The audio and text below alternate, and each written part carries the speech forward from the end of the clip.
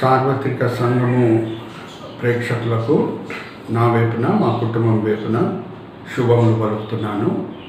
ఇప్పుడు అందరి నోట్లో ఉన్న ఒక మాట, అదేమనంటే లాక్డౌన్ ఆర్ క్వారంటైన్. ఈ చాలా వరకు మనకు వినిపిస్తున్నాయి. ఈ లాక్డౌన్ని, ఈ క్వారంటైన్ని అంశంగా తీసుకొని మీకు జ్ఞాపకం ఉంటుంది, పోయిన వారము బిబ్లికల్ క్వారంటైన్స్ అనే ఒక అంశం బట్టి నేను ఒక సిరీస్ స్టార్ట్ చేశాను. ఆ బిబ్లికల్ క్వారంటైన్స్లో మనం గమనించింది ఏంటంటే, మొదటిగా ఒక విశ్వాస వీరుడు యోసేపు ఈ క్వారంటైన్ చేత ఎలాగా మేలు పొందాడో, దాని తర్వాత ఎలాగా దేవుని చేతిలో గొప్పగా వాడబడాడు. మొదటిగా ఇది ఇంకొకసారి గుర్తు చేయాలని నేను కోరుకుంటున్నాను. అదేమనగా, క్వారంటైన్ అనే మాటకి అర్థం ఏంటి? ఇంగ్లీష్ భాషలో, ఇంగ్లీష్ డిక్షనరీలో క్వారంటైన్కి యూజ్ చేసిన సినానిమ్ ఆర్ మీనింగ్ ఏంటంటే, ఒక వ్యక్తి ఐసోలేషన్లో ఉండుట, ఎక్కడ ఆయన ఉండాలో అక్కడ కాకుండా ఇంకొక చోటలో ఉండుట. ఇప్పుడు యోసేపు జీవితంలో మనం గమనించాం, ఆయన కానాన్ దేశంలో ఉండాలి, ఆయన తండ్రి గారి గృహంలో ఉండాలి, కానీ ఐగుప్తులో ఉన్నాడు. దేవుడు ఐగుప్తుకి ఎందుకు తీసుకొని వెళ్ళాడు? అక్కడ అంటే యోసేపుని హెచ్చించుటకు. కానీ హెచ్చించే ముందు చెరలో ఎన్నో సంవత్సరాలు ఉండటం మనము గమనించాం. అదంతా కూడా ఆయనకి ట్రైనింగ్ పీరియడ్ అన్నమాట. ఒక వ్యక్తిని దేవుడు గొప్పగా వాడుకోబోతున్నాడు అంటే ఆ వ్యక్తికి చక్కని తర్బియత్ ఇచ్చి ఒక స్థాయికి తీసుకొని వచ్చి దాని తర్వాతనే వాడుకుంటాడు, కానీ ముందు దేవుడు వాడుకోడు. ఆయనంత సర్వజ్ఞాని ఎవరు లేరు. అయితే ఈ యోసేపు విషయంలో మనం గమనిస్తే, ఆయన దీర్ఘశాంతుడై ఓర్పుతో సహనంతో ఆయన నిండినప్పుడు ఆయన అధికారిగా అయ్యాడు. ఎందుకు దేవుడు ఇటువంటి తర్బియత్ ఇస్తారు ఒక వ్యక్తిని అధికారిగా చేసే ముందు అంటే, ఆ వ్యక్తి అధికారిగా అయిపోయిన తర్వాత ఆయన కుర్చీకి ఆయన అన్యాయం చేయకూడదు. ఒకసారి ఆలోచించండి.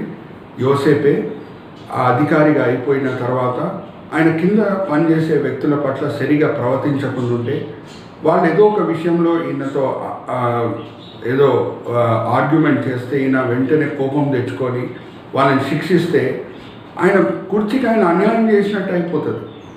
ఒక వ్యక్తి ఒక అధికారంలో కూర్చొని ఉంటున్నాడంటే ఆయన కింద పనిచేసే వాళ్ళ పట్ల ఆయన చాలా న్యాయంగా ప్రవర్తించాలి. కోపం తెచ్చుకోకూడదు, హై హ్యాండెడ్నెస్ అనేది చూపించకూడదు. సో ఇవన్నీ కూడా ఒక వ్యక్తికి ఎప్పుడు వస్తుంది? దేవుని చేత తర్బియతు పొందినప్పుడు. యోసేపు విషయంలో కావాల్సిన సహనము, ఆ ఓర్పు దేవుడు పుట్టించాడు. ఈ దినము మనం ఇంకొక బైబిల్ భక్తుడి గురించి ధ్యానిద్దాం. ఆయన మోషే కూడా దేవుడు ఒక గొప్ప బాధ్యత అప్పచెప్పబోతున్నాడు. అయితే మోషేని దేవుడు ఎలాగా ట్రైనప్ చేశాడో మనం ఈ దినం ధ్యానిద్దాం. ఆయన జీవితంలో కూడా క్వారంటైన్స్ తప్పలేదు. 3 క్వారంటైన్స్ మోషే జీవితంలో మనం గమనించవచ్చు. ఫస్ట్ క్వారంటైన్ 40 years, 40 సంవత్సరములు. రెండో క్వారంటైన్ 40 దినములు సీనాయి కొండ మీద. మరి 3వ క్వారంటైన్ కూడా సీనాయి కొండ మీదనే 40 దినములు. జాగ్రత్తగా వినండి. మొదటి క్వారంటైన్ గురించి, ఆ 40 సంవత్సరాల గురించి మనము ధ్యానించే ముందు మనం ఒక విషయం తెలుసుకోవాలి. మోషే మొదటి అధ్యాయంలో నిర్గమకాండంలో గమనించినప్పుడు పుట్టే సమయంలో ఒక అద్భుతం జరుగుతుంది. వేరే శిష్యులు, యూదా మతంకి చెందిన శిష్యులు నైల్ నదిలో వేయబడారు, బహుశా చనిపోయారు. కానీ దేవుడు మోషే పట్ల ప్రత్యేకమైన ప్రణాళిక కలిగి ఉన్నాడు కాబట్టి ఆయన తప్పించుకోవటం అద్భుత రీతిగా మనం గమనించవచ్చు. ఆ సమయంలోనే నైల్ నదికి ఐగుప్తు రాజకుమారి వచ్చి స్నానం చేయుట, మోషేని చూచుట, ఆయనని నీళ్ళ నుంచి బయటికి తీసుకొని మోషే అని పేరు పెట్టుట. మోషే అంటే టు డ్రా అవుట్ అండి. ఇవన్నీ కూడా దేవుని ప్రణాళిక ప్రకారంగా జరిగింది. ఇంకా మోషే పెరిగింది వాళ్ళ అమ్మగారి ఇంట్లోనే. రాజకుమార్ని దత్తత్వం తీసుకున్నా సరే మోషే పెరిగింది దేవుని సంకల్పం చొప్పున వాళ్ళ తల్లితోనే తండ్రితోనే. అయితే వాళ్ళు చెప్పుంటారు, మోషే నీ పట్ల దేవుని ప్రణాళిక ఏదో ప్రత్యేకంగా ఉంది, నువ్వు చిన్నప్పుడు అద్భుత రీతిగా కాపాడబడావు, ఇవన్నీ కూడా చెప్పుంటారు. ఇంకా మోషే ఆయన పట్ల దేవుని ప్రత్యేకమైన ప్రణాళిక ఉంది, నేను బహుశా దేవుని చేతిలో ఇజ్రాయెల్ ప్రజలకి రక్షకుడుగా వాడబడతాను అని ఆ మనస్తత్వంతో పెరిగి ఉండొచ్చు. అయితే 40వ సంవత్సరం మనం గమనిస్తే ఇంకా దేవుని సమయం రాలేదు ఇజ్రాయెల్ ప్రజల్ని విమోచించుటకు, కానీ ఒక ఆత్రత మోషేలో కనిపిస్తున్నది. ఒక ఐగుప్తుడు దేశంకి చెందిన వ్యక్తిని చంపివేసేసి దాని తర్వాత అక్కడి నుంచి ఆయన పారిపోతున్నాడు. చూడండి, ఆత్రతతో ప్రవర్తించినప్పుడు ఎంతమందిని చంపగలిగాడు అంటే ఒక్క ఐగుప్తుడునే చంపగలిగాడు.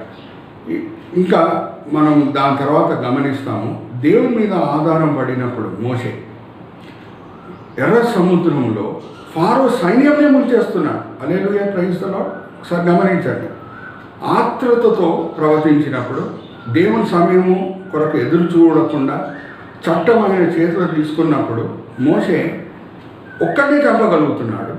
కానీ తరబియత్ పొందిన తర్వాత, ఆ క్వారంటైన్ పీరియడ్ అయిపోయిన తర్వాత ఆయన ఐగుప్తు సైన్యంని ఎర్ర సముద్రంలో ముంచేటట్లు దేవుడు ఆయనను వాడుకుంటున్నాడు.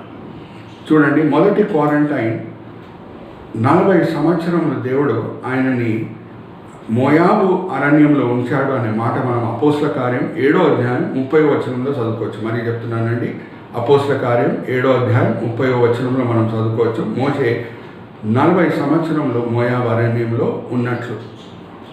అక్కడ నేను కొన్ని రైమింగ్ వర్డ్స్ వాడతాను, ఈ first quarantine, second quarantine, third quarantine బట్టి. ఫస్ట్ క్వారంటైన్లో నేను వాడే 2 సబ్హెడింగ్స్ ఏంటంటే moderation and submission. Moderation and submission. Moderation అంటే దీర్ఘశాంతము, సబ్మిషన్ అంటే సాత్వికం. సో ఈ 40 సంవత్సరములు దేవుడు మోయాబు అరణ్యంలో దేవుడు మోషేకి నేర్పించింది ఏంటంటే ఈ 2 గుణపాఠములు. ఆయన సాత్వికుడుగా ఉండాలి, దీర్ఘశాంతుడై ఉండాలి.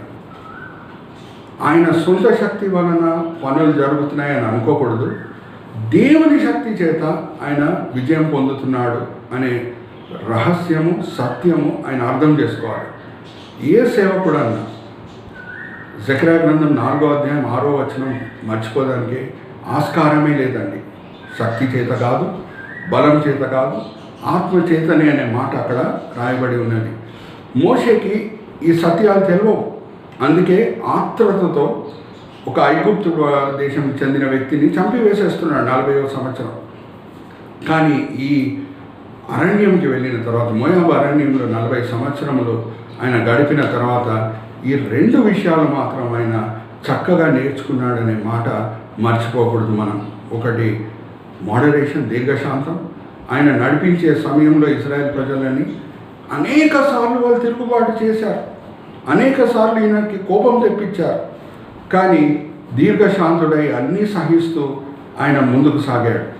చివరిలో ఒక పాపం చేస్తున్నాడు, దాని గురించి నేను చివరిలో చెప్తాను. కానీ 99% of the times he was displaying the patience required of a leader. అయితే ఇంకొకటి సాత్వికం. సాత్వికం అంటే నా శక్తి వలన అన్ని పనులు జరగవు, దేవుని శక్తి వలనే నడుస్తుంది, అన్ని పనులు జరుగుతాయనే సత్యము ఆయన గ్రహించాడు. మనకందరికీ బాగా పరిచితమైన కీర్తన గ్రంథం 90వ కీర్తనలో మనం గమనిస్తే మోషే రాశాడు కదా, ఒక మనిషి ఆయుష్కాలము 70 సంవత్సరాలు, అధిక బలం ఉంటే 80 సంవత్సరాలు. కానీ దేవుడు ఆయనను సేవకు పిలిచినప్పుడు ఆయన వయసు ఏంటి? వాక్యంలో మనం గమనిస్తే మరి అదే అపోస్తల కార్యం 7వ అధ్యాయం మీరు 23-30 మరి చెప్తున్నాను. అపోస్తల కార్యం 7వ అధ్యాయం 23-30 మీరు చదివితే ఆ సమయంలో మోషే వయసు 80 సంవత్సరాలని మనం గ్రహించవచ్చు. అయితే దేవుడు ఏం పాఠం నేర్పిస్తున్నాడు అంటే, బాబు నీ శక్తి ఎప్పుడు 0 అవుతుందో అప్పుడు దేవుడే హీరో అని నువ్వు గ్రహిస్తావు అనే పాఠం నేర్పిస్తున్నాడు. గర్వం రావడానికి ఆస్కారం లేదు. ఎప్పుడు మనం 0 అని అనుకుంటామో అప్పుడు గర్వం రావడానికి ఆస్కారమే లేదు. చక్కగా దేవుడు 40 సంవత్సరాలు ఆ మోయాబు అరణ్యంలో పెట్టి, ఆ క్వారంటైన్లో పెట్టి ఆయనకి చక్కని తరబియతు ఇస్తున్నాడు. దాని తర్వాతనే గొప్పగా వాడుకున్నాడు. మనం యూదుల కామెంటరీస్ కొన్ని ఉంటాయండి, బైబిల్ కామెంటరీస్. దాన్ని మిద్రాష్ అని అంటారు, ఒక కామెంటరీని టార్గమ్ అని అంటారు, ఒక కామెంటరీని తాల్మడ్ అని కూడా అంటారు. మనం అవి చదివితే జూయిష్ ట్రెడిషన్ ప్రకారంగా దేవుడు మోషేని ఎప్పుడు పిలిచాడు అనే మాట కూడా అక్కడ రాయబడి ఉన్నది. ఒక దినం అంట మోషే ఆయన మందని కాసే సమయంలో ఒక గొర్రె పారిపోవటం స్టార్ట్ చేసిందంట. దాని వెనకాల ఈయన పరిగెత్తుతున్నాడంట. అది పరిగెత్తుతుంది, ఈయన పరిగెత్తుతున్నాడు. అయితే అది వెళ్ళి కొంచెం దూరం వెళ్ళిన తర్వాత ఒక వాటర్ పాండ్ దగ్గర మోకరించి నీళ్లు తాగిందంట. అయితే మోషే పరిగెత్తి దాని దగ్గర వచ్చి నీళ్లు తాగుతుంది కదా అని ఆగి, అది నీళ్లు తాగిన తర్వాత భుజం మీద తీసుకొని అన్నాడంట, I'm sorry, I did not know you were thirsty అని. నన్ను క్షమించు, నాకు తెలియదు నీకు దాహం వేస్తుంది అని. చూడండి ఎంత దీర్ఘశాంతం, ఎంత సాత్వికం. దాని తర్వాత దేవుని పిలుపు వచ్చిందంట, మోషే నిన్ను నేను ఎన్నుకుంటున్నాను, సమయం వచ్చేసింది, నువ్వు వెళ్ళాలి, ఇప్పుడు నా నోటి బూరగా ఉండాలి ఫారో ముందు అని దేవుడు దాని తర్వాతనే పిలిచాడు అని జూయిష్ కామెంటరీస్లో మనము చదువుకోవచ్చు. సో ఫస్ట్ క్వారంటైన్ ఏంటంటే మోషే జీవితంలో ఈ 40 సంవత్సరాలు ఈ మోయాబు అరణ్యంలో. కొత్త నిబంధనలో కూడా మనం వస్తే దేవుడు పౌల్ని రక్షించిన తర్వాత దమస్కీ పట్టణంలో వెంటనే పరిచర్యలో తీసుకొని రావట్లేదు. పౌల్ని 3 సంవత్సరాలు అరేబియాకి తీసుకొని వెళ్తున్నాడు. గలితీలకు రాసిన పత్రిక 1వ అధ్యాయము 16వ వచనం నుంచి 18వ వచనం మనం చదివితే పౌలు భక్తుడు ఏమంటున్నాడు, నేను రక్షణ పొందిన తర్వాత 3 సంవత్సరాలు అరేబియాలో ఉన్నాను. దాని తర్వాత మరి గలితీలకు రాసిన పత్రిక 1వ అధ్యాయము 11, 12 వచనాలు మనం చదివితే నేను పొందినంతా కూడా వాక్య జ్ఞానం, కొత్త నిబంధనలతో కూడిన వాక్య జ్ఞానం అంతా కూడా నేను అపోస్తుల దగ్గర పొందలేదు, ఏ శరీరం దగ్గర నేను పొందలేదు. I'm not got it from any flesh, స్వయాన యేసుక్రీస్తు ప్రభు వారి దగ్గర పొందాను అని పౌలు భక్తుడు అంటాడు. చూడండి ఎందుకు ఆయన కాదు 3 సంవత్సరాల తరబియతు. నేను మీకు ఒకటి చూపిస్తున్నాను. సిజర్స్ మీకు అందరికి కనిపిస్తుంది అనుకుంటా. సిజర్స్లో 2 బ్లేడ్స్ ఉంటాయండి. ఈ 2 బ్లేడ్స్ లేకుండా ఉంటే సిజర్ పనిచేయదు. సేవకు కూడా 2 అవసరం, ఒకటి దేవుని వాక్యము, ఇంకొకటి దేవుని ఆత్మ. 2 లేకుండా ఉంటే పరిచర్య ముందుకు సాగదు. మరీ చెప్తున్నాను, దేవుని వాక్యము, దేవుని ఆత్మ. అయితే ఈయన దగ్గర దేవుని ఆత్మ ఉంది కానీ వాక్యం లేదు పౌలు దగ్గర. అదే 11 మంది శిష్యుల సంగతి మనం గమనిస్తే 3.5 సంవత్సరాలు యేసుక్రీస్తు ప్రభు వారి దగ్గర ఉన్నారు. యేసుక్రీస్తు ప్రభు వారి మాటలు విన్నారు, కొండ మీద ప్రసంగం విన్నారు, ఒలీవ కొండ మీద ప్రసంగం విన్నారు. అలాగే యోహాను సువార్త 14వ అధ్యాయం నుంచి 17వ అధ్యాయం వరకు యేసుక్రీస్తు ప్రభు వారు చివరి ప్రసంగం కూడా అక్కడ ఉంది. అది కూడా వాళ్ళు విని ఉన్నారు. ఇంకా అనేక మాటలు ఏమి యేసుక్రీస్తు ప్రభు వారు మాట్లాడారో అవన్నీ కూడా ఆ సువార్తలు రాయబడలేదు, అవన్నీ కూడా విన్నారు. అయితే ఈ 11 అపోస్తుల దగ్గర వాక్యం ఉంది కానీ ఆత్మ లేదు. ఆత్మ పెంతెకోస్తు దినమున ఇవ్వబడింది. అప్పుడు గొప్పగా పరిచర్యలో వాళ్ళు వాడబడారు. పౌలు విషయంలో మనం తీసుకుంటే ఆత్మ మొదటి దినం నుంచి ఉంది, వాక్యం లేదు. అందుకు 3 సంవత్సరాలు దేవుడు ఆయనను అరేబియాకు తీసుకొని వెళ్ళి కొత్త నిబంధనతో కూడిన అనేక సత్యములు బయలుపరిచాడు. ఎందుకంటే పౌలు కొండ మీద ప్రసంగం వినలేదు యేసుక్రీస్తు ప్రభు గురించి. యేసుక్రీస్తు ప్రభు పలికిన కొండ మీద ప్రసంగం ఆయన వినలేదు. ఎన్నో మాటలు యేసుక్రీస్తు ప్రభు ఆయన వినలేదు. కొత్త నిబంధనలో సూత్రాలు ఏంటి, కొత్త నిబంధనలో క్రైస్తవులు ఎలాగ జీవించాలి, అవన్నీ కూడా ఆయనకు తెలియదు. అపోస్తలుల లెక్క ఆయన 3.5 సంవత్సరాలు యేసుక్రీస్తు ప్రభు వారితో లేరు. అందుకు 3 సంవత్సరాలు ఆయనని అరేబియాకు తీసుకొని వెళ్ళి తరబియత్ ఇచ్చి పరిచర్యకి సిద్ధపరిచి దాని తర్వాత దేవుడు తీసుకుని వచ్చాడనే మాట మనము గలితీలకు రాసిన పత్రిక 1వ అధ్యాయము 16 నుంచి 17 అలాగే 11, 12 వచనాల్లో కూడా మనము చదువుకోవచ్చు. మరి మోషే 2వ క్వారంటైన్కి మనం వద్దాం. 2వ క్వారంటైన్ ఆయన సీనాయి కొండ మీద వెక్కినప్పుడు. ఈ మాటలు ఎక్కడుంటాయంటే నిర్గమకాండం, ఒకసారి చదువుకోండి మీ బైబిల్స్లో కూడా. నేను 2 సార్లు చెప్తున్నాను ఎందుకంటే ఇక్కడ నేను చదివించట్లేదు కాబట్టి. నిర్గమకాండం 24వ అధ్యాయము 18వ వచనం మరి చెప్తున్నాను. నిర్గమకాండం 24వ అధ్యాయం 18వ వచనం, అలాగే ద్వితోపదేశ కాండము 9వ అధ్యాయం 9వ వచనంలో ఉంటుంది. మొదటిసారి సీనాయి కొండకి ఆయన వెళ్ళుట, పైన ఎక్కుట, 40 దినములు దేవుని సన్నిధిలో గడుపుట. దీనికి నేను వాడే రైమింగ్ వర్డ్స్ ఏంటంటే, ఫస్ట్ ఇంజంక్షన్ అంటే దేవుని దగ్గర నుంచి ఆజ్ఞ పొందాడు. నువ్వు రా, ఇప్పుడు నేను నీకు కొన్ని ఆజ్ఞలు ఇవ్వబోతున్నాను, కొన్ని విషయాలు నీకు తెలియజేయబోతున్నాను అని దేవుడు పిలిచాడు. కాబట్టి ఆయన సీనాయి కొండ పైకి వెళ్ళి 40 దినములు ఉండుట మనము గమనించవచ్చు. ఈ సెకండ్ క్వారంటైన్ విషయంలో నేను వాడే ఫస్ట్ సబ్ హెడ్డింగ్ ఏంటంటే ఇంజంక్షన్ అంటే అది దేవుని ఆజ్ఞ, ఆయన రావాలి పైన అని. రెండవది, అక్కడ ఏం దేవుడు బయలుపరిచాడు మోషేతో అని మనం గమనిస్తే, నిర్గమకాండం 25వ అధ్యాయం నుంచి మనం 30వ అధ్యాయం వరకు చదువుకుంటే అక్కడ ఏమని రాయబడి ఉన్నది, ఈ ప్రత్యక్ష గుడారము ఎక్కడ ఇజ్రాయెల్ ప్రజలు అరణ్యంలో దేవుణ్ణి పూజించాలో ఆ ప్రత్యక్ష గుడారాన్ని ఎలాగ కట్టాలి అన్ని వివరాలు దేవుడు ఆయనకు బయలుపరుస్తున్నారు. ఆ విషయాలే మనము మరి చెప్తున్నాను. నిర్గమకాండం 25వ అధ్యాయం నుంచి 30వ అధ్యాయం వరకు మనం చదువుకోవచ్చు. ప్రత్యక్ష గుడారం ఎలా కట్టాలి. సో దానికి నేను వాడే సబ్ హెడ్డింగ్ ఏంటంటే కన్స్ట్రక్షన్. ఫస్ట్ ఇస్ ఇంజంక్షన్, రెండవది వచ్చి కన్స్ట్రక్షన్. ఆ ప్రత్యక్ష గుడారం ఎలా కట్టాలి, ఆ వివరాలన్నీ కూడా దేవుని దగ్గర నుంచి ఆయన పొందుతున్నాడు. ఆ 40 దినములు దేవుని సన్నిధిలో గడిపినప్పుడు నేను ఇప్పుడు వాడే ఒక కోర్స్లో మాట ఏంటంటే ఇన్ఫెక్షన్ మనం సామాన్యంగా దేనికి వాడుకుంటామంటే నెగటివ్గా వాడుతాం ఆ మాటని. కానీ ఇక్కడ పవిత్రత, దేవుని పవిత్రత ఈయనకు అంటుకుండుట అనే మాట మనము గ్రహించాలి. దేవుని సన్నిధిలో మనం ఎప్పుడు ఉంటామో ఆయన పవిత్రత మనకి అంటుకుంటుంది. హల్లెలూయా, ప్రైజ్ ది లార్డ్. ఈ లోకము శపించబడిన లోకం అండి. సామాన్యంగా మంచిది అంటుకోదు కానీ చెడ్డదే అంటుకుంటుంది ఈ శపించబడిన లోకంలో. మరి నేను గుర్తు చేస్తున్నాను, మంచిది అంటుకోదు కానీ ఏది చెడ్డదో అదే అంటుకుంటుంది. కరోనా వైరసే అంటుకుంటుంది కానీ ఆరోగ్యం అంటుకోదు. చూడండి, ఒక కరోనా వైరస్ పేషెంట్ దగ్గర ఒక మంచి ఆరోగ్యంగా ఉన్న వ్యక్తి వెళ్తే ఆరోగ్యము ఆ పేషెంట్కి అంటుకోదు కానీ ఆ పేషెంట్ కరోనా వైరస్ ఈయనకు అంటుకుంటుంది. Negative things spread in this world but not positive things. Gossip spreads, not the gospel. ఒక వ్యక్తి ఎంత మంచి పనులైనా చేయని గుసగుసలు ఎవరు ఆడరు, ఈయన మంచి పని చేశాడు అని. ఆయన ఏమైనా చెడు పని చేయని వెంటనే గుసగుసలు స్టార్ట్ అవుతాయి, గాసిప్ స్టార్ట్ అయిపోతుంది. అందుకే ఒక భక్తుడు అన్నాడు, by the time the truth ties its shoelaces the lie will go around the world అని అన్నాడు.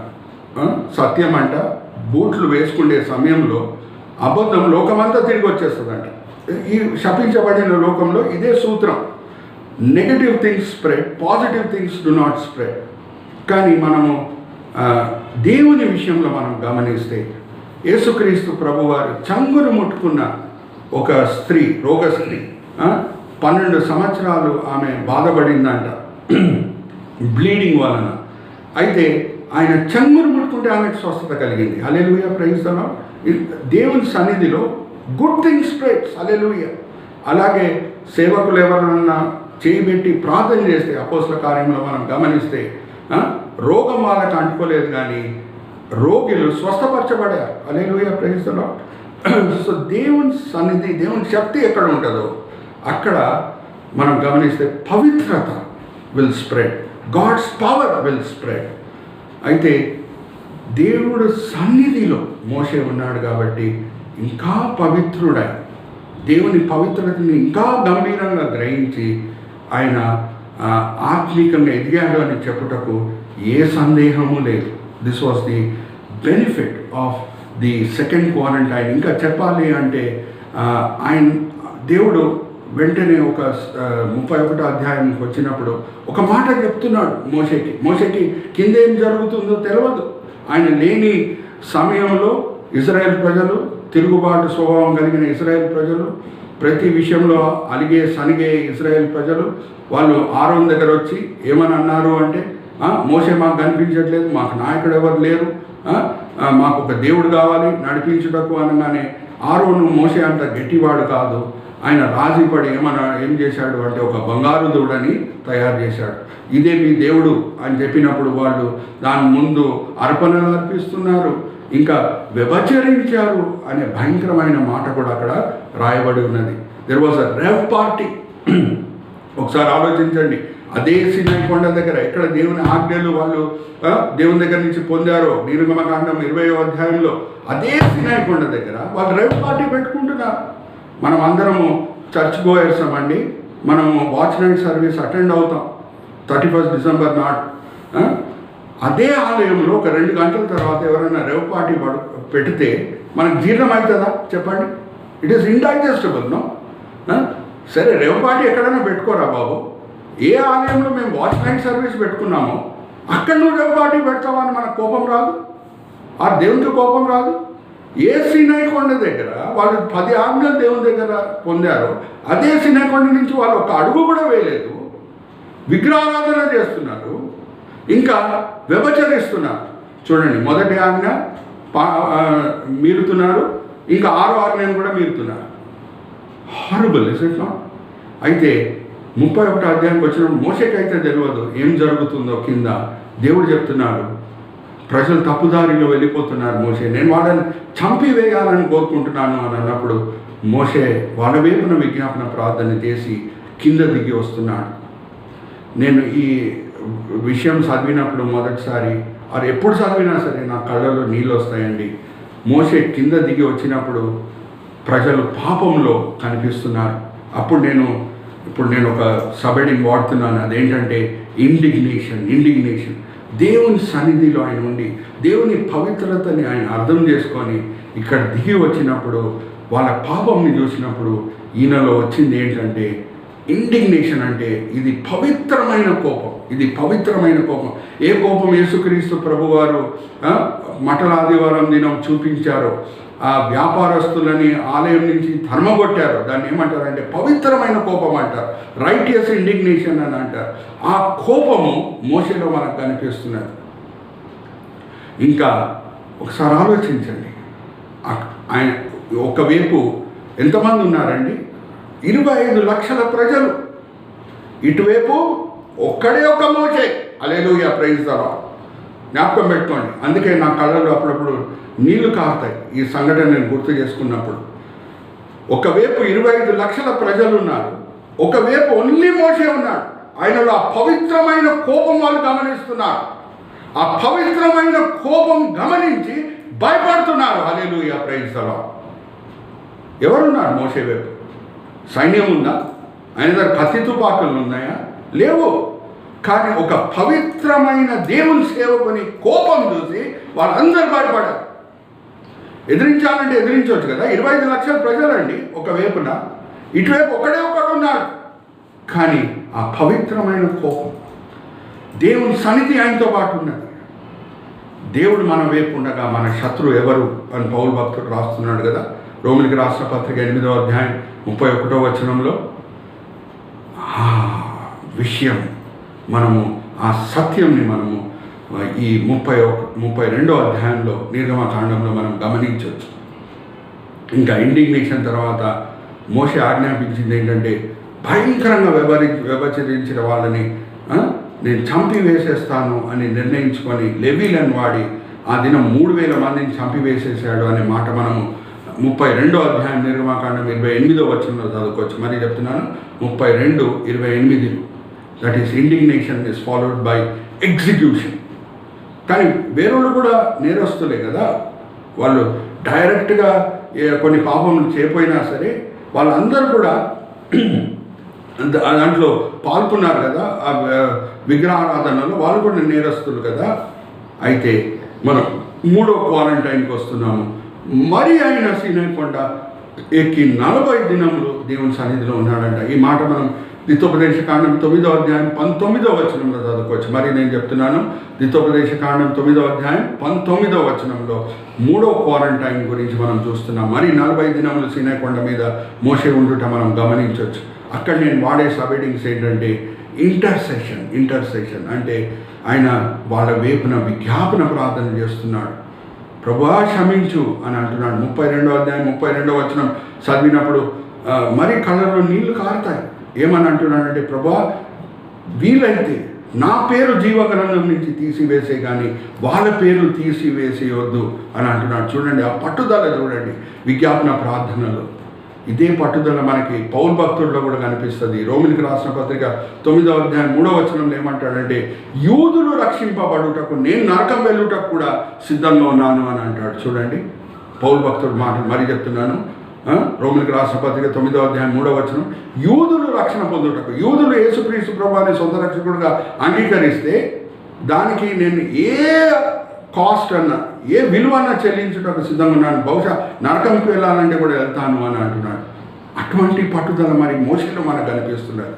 32వ అధ్యాయం 32వ వచనంలో ఏమని అంటున్నాడంటే, ప్రభువా క్షమించు, ప్రభువా క్షమించు వీళ్ళని, లేకపోతే నా పేరు తుడిచివేసి కానీ వీళ్ళని క్షమించు. ప్రభువా ఐగుప్తు ప్రజలు ఏమనుకుంటారు, వాళ్ళని అద్భుత రీతిగా ఎన్నో అద్భుతాలు చేసి విడిపించి తీసుకొని వచ్చావు. అరణ్యంలో వీళ్ళు చనిపోతే దేవుడు వీళ్ళని అరణ్యంలో ఎందుకు తీసుకొని వచ్చాడంటే చంపివేయుటకే అని అంటారు కదా. ఈ మాటలతో పట్టుదలతో విజ్ఞాపన ప్రార్థన చేస్తాడు. మనం నేర్చుకునే పాఠం ఏంటంటే, మన స్నేహితులు, మన బంధువులు, మనకు తెలిసిన వాళ్ళు ఎవరు ఇంకా రక్షణ పొందలేదో వాళ్ళ పట్ల ఆసక్తితో మనం ప్రార్థన చేస్తున్నామా లేదా అనే ప్రశ్న మనం వేసుకోవాలి. దేవుడు ఏం చూస్తున్నాడండి? మధ్యవర్తి గురించి చూస్తున్నాడంట. ఎజెకియెల్ గ్రంథం 22వ అధ్యాయం 30వ వచనం మనం గమనిస్తే, మరి చెప్తున్నాను, ఎజెకియెల్ గ్రంథం 22:30 అక్కడ మనం ఏమని చదువుకోవచ్చు అంటే, నేను మధ్యవర్తి కొరకు ఎతుకుతున్నాను అని దేవుడు అంటారు. అయితే మనం మధ్యవర్తులమై ఎవరు రక్షణ పొందలేదో ఇంకా మనకు తెలిసిన వాళ్ళు, మన బంధువులు, మిత్రులు, స్నేహితులు, వాళ్ళ పట్ల ఆసక్తితో మనం ప్రార్థన చేస్తున్నామా? ఎంత సమయం ప్రార్థన చేస్తున్నాం కూడా దేవునికి అనవసరం. దాంట్లో ఎంత పట్టుదల ఉంది అది దేవుడు గమనిస్తాడు. అందుకే మనకి మంచి ఆశ కలిగి ఉంటే చాలండి. ఎలాగ ప్రార్థన చేయాలో అక్కడ కూడా పరిశుద్ధాత్మ దేవుడే మనకు సాయం చేస్తాడనే మాట రోమిలికి రాసిన పత్రిక 8వ అధ్యాయం 26, 27 వచనాలు మనం చదువుకోవచ్చు. మంచి ఆశ కలిగి ఉంటే చాలు. నువ్వు నీ స్నేహితుల కొరకు ప్రార్థన చేయాలని కోరుకుంటున్నావా? వాళ్ళ రక్షణ కొరకు ప్రార్థన చేయాలని కోరుకుంటున్నావా? సమయం కేటాయించి ఒక గది లోపల వెళ్ళు, తలుపులు మూసుకో. బహుశా నువ్వు ఎట్లా ప్రార్థన చేయాలో నీకు తెలవకుండా ఉండొచ్చు. మంచి ఆశ కలిగి ఉన్నావు, పరిశుద్ధాత్మ దేవుడు సాయం చేస్తాడు. నీకు కళ్ళలో నీళ్లు కారుతాయి, అప్పుడప్పుడు నోటి నుంచి మాటలు కూడా రావు. హల్లెలూయా, ప్రైజ్ ది లార్డ్. దేవుడు అటువంటి ప్రార్థన వీరుల కొరకు ఎదురు చూస్తున్నాడు. అలాగే ఈ 3వ క్వారంటైన్లో మరి 40 దినములు ఉన్నప్పుడు మోషే వేరే ఆజ్ఞలు కూడా కొన్ని పొందుతున్నాడు దేవుని దగ్గర. ఎలాగా ఇజ్రాయెల్ ప్రజలు ఆ 3 పండుగలు ఎలాగా జరిపించుకోవాలో 3 పండుగల గురించి మనము మరి లెవికాండము 23వ అధ్యాయంలో కూడా చదువుకోవచ్చు. అలాగే సంఖ్యాకాండం 28వ అధ్యాయంలో కూడా చదువుకోవచ్చు. యూదులకి యాక్చువల్లీ 7 పండుగలు ఉంటాయి. ఆ 7 పండుగలు 3 పండుగల గురించి మాత్రం వాళ్ళు ఎక్కడున్నా సరే యెరూషలేంకి రావాలి. ఆ 3 పండుగలు ఏంటంటే మరి చెప్తున్నాను, జాగ్రత్త వినండి. పస్కా పండుగ, అలాగే పెంతెకోస్తు పండుగ, 3వది పర్ణశాల పండుగ. 3 పాతో స్టార్ట్ అవుతుంది. పస్కా పండుగ, పెంతెకోస్తు పండుగ, పర్ణశాల పండుగ. వాళ్ళు అందరూ కూడా ఎక్కడున్నా సరే యెరూషలేంకి రావాలి. దేవుడు ఏమంటారు అంటే, మీరు ఎక్కడున్నా సరే మీరు యెరూషలేంకి రండి, భయపడకండి. ఏ శత్రులు ఆ సమయంలో వచ్చి మిమ్మల్ని ఏమీ ఆటంకపరచరు, ఏమి యుద్ధము చేయరు అని హామీ ఇస్తున్నారు దేవుడు. ఒకసారి ఆలోచించండి, భారతదేశంలో ఉన్న బార్డర్ లైన్లో ఉన్న సైనికులు, కాశ్మీర్లో ఉన్న సైనికులు, రాజస్థాన్లో ఉన్న సైనికులు, వాళ్ళందరూ కూడా ఢిల్లీకి వచ్చేస్తే సంవత్సరానికి 3 సార్లు చైనీస్ ఆర్మీ కన్నా పాకిస్తాన్ ఆర్మీ కన్నా అవకాశం దొరికినట్టు కదా భారతదేశంకి విరోధంగా యుద్ధం చేయుటకు. కానీ ఇజ్రాయెల్ ప్రజలు, పురుషులు అందరూ కూడా సంవత్సరానికి 3 సార్లు యెరూషలేంకి వెళ్ళినప్పుడు చరిత్రలో మనం గమనిస్తే 1500 సంవత్సరాల చరిత్రలో మనం గమనిస్తే ఒక్కసారి కూడా ఏ శత్రు వాళ్ళకి విరోధంగా యుద్ధం చేయటకు ఆ సమయంలో ముందుకు రాలేదు. హల్లెలూయా, ప్రైజ్ ది లార్డ్. అద్భుత రీతిగా దేవుడు కాపాడాడు. ఈ ఆజ్ఞలన్నీ కూడా ఈ 2వ క్వారంటైన్లో 3వ క్వారంటైన్లో దేవుడు ఇచ్చుట మనము చదువుకోవచ్చండి. నిర్గమకాండంలో 32వ అధ్యాయం నుంచి 34వ అధ్యాయం వరకు. దాని తర్వాత చివరి నేను వాడే సబ్హెడింగ్ ఏంటంటే ట్రాన్స్ఫిగరేషన్. దేవుని సన్నిధిలో ఇప్పుడు మొదటిసారి 40 దినములు, దాని తర్వాత మరీ 40 దినములు ఆయన గడిపినప్పుడు టోటల్గా ఎంత సమయం గడిపినట్టు అండి? 80 దినములు గడిపినట్లు. అప్పుడు ఏం జరుగుతుందంటే మీరు చదువుకోవచ్చు. నిర్గమకాండం 34వ అధ్యాయము 29వ వచనం నుంచి 30వ వచనం మనం గమనిస్తే, మోషే సీనాయి కొండ నుంచి దిగి వచ్చినప్పుడు ఆయన ముఖకాంతి ఎలాగుందంటే వెలుగుతో నిండిపోయి ఉందంట. ఇంకా ఎలాగుందంటే ఆయన ముఖము చకాచక్క మెరుస్తుందంట. He was transfigured in the presence of the Lord. Aaron కన్నా వేరే ఇజ్రాయెల్ ప్రజల కన్నా మోషే దగ్గర వచ్చుటకే భయం వేస్తుందంట. చకాచక మెరుస్తున్నాడు. ఎందుకంటే దేవుని సన్నిధిలో ఉంటే అలా జరుగుతుందన్నమాట. 40 దినములు ఆల్రెడీ గడిపాడు. ఇప్పుడు మరి 40 దినములు, 80 దినములు ఆ పరిశుద్ధమైన సన్నిధిలో ఆయన ఉన్నాడు కాబట్టి చకాచక్ మెరుస్తున్నాడు. ట్రాన్స్ఫిగరేషన్ ఎక్స్పీరియన్స్ ఎవరికైనా ఉంది? పాత నిబంధనలు యేసుక్రీస్తు ప్రభు వారు పొందిన ట్రాన్స్ఫిగరేషన్ ఎక్స్పీరియన్స్ ఎవరికైనా ఉంది అంటే మోషే ఒక్కడికే ఉందండి పాత నిబంధనలో. అయితే మనం నేర్చుకునే పాఠం ఏంటంటే ఈ లాక్డౌన్, ఈ క్వారంటైన్స్ వలన దిగులు పడే అవసరం లేదు. బహుశా ఇది దేవుడు మనకిచ్చిన గొప్ప అవకాశమేమో. ఈ సమయంలో ఎక్కువ సమయము దేవుని సన్నిధిలో మనం గడుపుదాం, ఎక్కువ సమయం ప్రార్థనలో గడుపుదాం, ఎక్కువ సమయము కుటుంబ ప్రార్థనలో గడుపుదాం, ఎక్కువ సమయం వాక్యం చదవటంలో గడుపుదాం. హల్లెలూయా, ప్రైజ్ ది లార్డ్. బహుశా మన బిజీ షెడ్యూల్స్లో ఇటువంటి అవకాశం మనకు ఎప్పుడు దొరకలేదేమో కొన్ని సంవత్సరాలుగా. సో ఇది మనకు ఒక ట్రైనింగ్ పీరియడ్గా మనం భావిద్దాం. క్వారంటైన్ పీరియడ్ అయిపోయిన తర్వాత, లాక్డౌన్ సమయం అయిపోయిన తర్వాత బహుశా నేను చెప్తున్నాను, ఐఎమ్ యూజింగ్ ఫిగరేటివ్ లాంగ్వేజ్, దేవుని సన్నిధిలో మనం ఎక్కువ సమయం గడిపి దేవుని సన్నిధిలో మనం ఎన్నో పాఠాలు నేర్చుకొని సమాజంలో తిరిగి వెళ్ళినప్పుడు బహుశా people will see a transfigured Christian. Hallelujah, praise the Lord. మీ ఆఫీస్లో మీతో పాటు పనిచేసే వాళ్ళు, మీ స్కూల్స్లో మీతో పాటు చదువుకునే వాళ్ళు, మీ కాలేజెస్లో మీతో పాటు చదువుకునే వాళ్ళు, మీ బిజినెస్ పార్ట్నర్స్, వాళ్ళందరూ కూడా ఒక వ్యత్యాసం గమనిస్తారేమో. ఆత్మీకంగా మనం ఎదిగినట్లు, ఆత్మీకంగా మనం ఇంకా ఎక్కువగా బలం పొందినట్లు. రోమిలికి రాసిన పత్రిక 8వ అధ్యాయం 28వ వచనం మనం ఎప్పుడు మర్చిపోకూడదండి. అన్నీ సమకూడి మన మేలు కొరకే జరుగుతుంది అనే మాట రోమిలికి రాసిన పత్రిక 8వ అధ్యాయం 28వ వచనంలో ఉంది. అలాగే ఈ లాక్డౌన్ పీరియడ్ వలన మనం ఒకలాంటి సోషల్ క్వారంటైన్లో మనం ఉన్నాం. దాన్ని బట్టి దిగులు పడే అవసరం లేదు. అన్నీ దేవుని స్వాధీనంలో ఉంది అనే సత్యం మనం మర్చిపోకూడదు. యెషయా గ్రంథం 6వ అధ్యాయం 1వ వచనంలో సింహాసనం ఆసీనుడై ఉన్న దేవుడు యెషయా ప్రవక్తగా కనిపిస్తున్నాడు. అదోనాయి దేవుడు అంటే అన్నీ ఆయన స్వాధీనంలో ఉంది.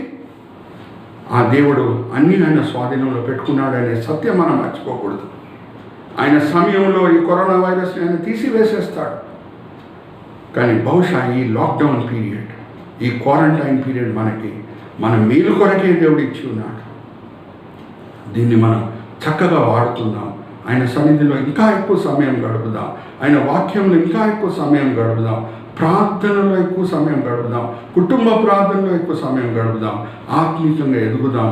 ఇంకా తిరిగి సమాజంకి వెళ్ళినప్పుడు ఇవన్నీ మనం మానుకోకూడదండి. ఇవన్నీ కూడా మనం మానుకోకూడదు. మనం యాజ్ ఫార్ యాజ్ పాసిబుల్ అన్నీ కూడా మనం అలాగే కంటిన్యూ చేయాలి, క్రమశిక్షణ చూపించాలి. ఇంకా చెప్పాలి అంటే మనకి సమాజంలో ఎదురయ్యే వాళ్ళ మధ్యన ఇంకా గొప్ప సాక్షులుగా దేవుని చేత మనం వాడబడాలి. హల్లెలూయా, ప్రైజ్ ది లార్డ్. క్వారంటైన్స్ వలన భక్తులందరూ కూడా ఆ క్వారంటైన్ పీరియడ్ తర్వాత దేవుని చేతిలో గొప్పగా వాడబడారనే సత్యమే మనము గమనించవచ్చు. యోసేపు జీవితంలో మనం గమనించాం, మోషే జీవితంలో మనం గమనించాం. అలాగే పౌలు గురించి అరేబియా ప్రాంతంలో ఆయన 3 సంవత్సరాలు ఉన్నాడు, దాని తర్వాత గొప్పగా వాడబడాడనే మాట నేను మీతో పంచుకున్నాను. అందరు గొప్పగా వాడబడుట మనం గమనిస్తున్నాం. ఇంకా రాబోయే వారంలో కూడా నేను వేరే బైబిల్ క్యారెక్టర్స్, వేరే విశ్వాస వీరుల గురించి, వాళ్ళ క్వారంటైన్ పీరియడ్స్ గురించి మీతో పంచుకుంటానండి. మనం అందరం ఒకరొకరి కొరకు ప్రార్థన చేసుకుందాం. నా కొరకు మీరు ప్రార్థన చేయండి, మీ కొరకు నేను ప్రార్థన చేస్తుంటాను. ముగింపు ప్రార్థన ఒకసారి మనం చేసుకుందాం. తండ్రి, ఈ సమయం బట్టి ఎంతో వందనాలు. ఈ మోడర్న్ టెక్నాలజీ చేత తండ్రి మీరు మాకు ఇచ్చే ఈ అవకాశం బట్టి ఎంతో మీకు స్తుతులు చెల్లిస్తున్నాం తండ్రి. ఈ వీడియో చూసే ప్రేక్షకులు వ్యక్తిగతంగా నాకు తెలవకుండా ఉండొచ్చు, కానీ తండ్రి వాళ్ళ ఆత్మిక ఆకలి, వాళ్ళ ఆత్మిక దాహం మీకేంటో మీకు తెలుసు తండ్రి. ఈ వాక్య పరిచర్య చేత వాళ్ళు తృప్తి పొందుతున్నారు ఆత్మికంగా నేను విశ్వసిస్తున్నాను తండ్రి. మీ దీనదాసుడిని మీ మహిమార్థమై వాడుకున్నారు తండ్రి. దాన్ని బట్టి నేను మిమ్మల్ని స్తుతిస్తున్నాను. నాలో ఏ యోగ్యత లేదు, కానీ తండ్రి మీ కృప చేత మీరు నన్ను వాడుకున్నారు. మీ కృప చేత మీరు వాడుకుంటున్నారు తండ్రి. దాన్ని బట్టి నేను మిమ్మల్ని స్తుతిస్తున్నాను. ఈ సమయంలో తండ్రి మీరు మాకు అనేక పాఠములు నేర్పించారు. ఈ క్వారంటైన్ పీరియడ్స్ గురించి తండ్రి ఎట్లా సేవకులు భక్తులు మేలు పొందారు, ఆ పాఠములు మీరు మాకు నేర్పిస్తున్నారు. దాన్ని బట్టి మిమ్మల్ని మేము స్తుతిస్తున్నాం తండ్రి. ఈ దినం మీరు మాకు నేర్పించిన పాఠములు తండ్రి మేము వినే వాళ్ళంగానే కాకుండా అమలుపరిచే వాళ్ళంగా మమ్మల్ని అందరినీ దిద్ది మార్చండి. ఈ విన్నపములు మేము యేసుక్రీస్తు పరిశుద్ధమైన నామమున పెట్టుకుంటున్నాం. ఆమేన్, ఆమేన్. థ్యాంక్ యూ సో మచ్ అండి for watching this message of mind. We will meet next week. వచ్చే వారం మరి కలుద్దాం. Till then, have a spirit-led and a word-inspired day. ఆత్మచేత నడిపింపబడండి, వాక్యం మీద ఆధారపడండి. Thank you. మారనాథ.